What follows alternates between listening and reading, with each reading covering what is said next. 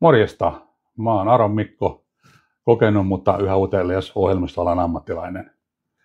Tykkään tehdä ihmisten kanssa töitä, tykkään projektiluonteisista hommista ja viihdyn kyllä haasteiden parissa.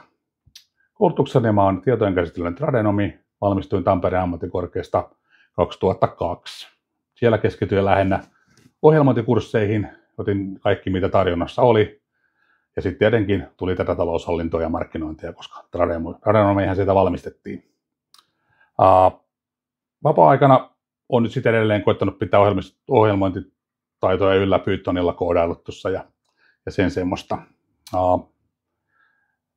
Fyysinen kunto pysyy yllä padelia ja salibändiä pelaamalla ja mielikin siinä samalla virkeänä. Työkokemuksesta olin isohkossa ohjelmistotalossa Vantaalla Trimiko-nimisessä töissä. Kehitettiin logistiikka-alan softaa.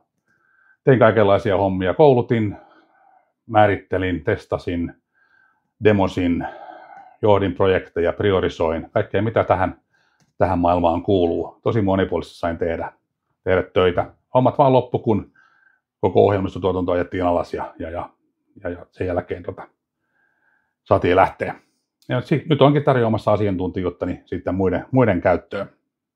Yrittäjyystä mulla oli oma yritys parikymmentä vuotta logistiikka-alan puolella. Logistikon tukitoimia, rahtipalvelu ja matkustajaliikenteen tukitoimia. Siellä tuli rautainen asiakaspalvelu, ammattitaito, tuli satoja päivässä asiakaskontakteja ja sen lisäksi tuli semmoinen yrittäjäasenne. Piti tehdä päätöksiä nopeasti, itsenäisesti ja viisaasti tietenkin. Kielitaito, englanti voi olla työkielenä, suomi tietenkin äidinkielenä.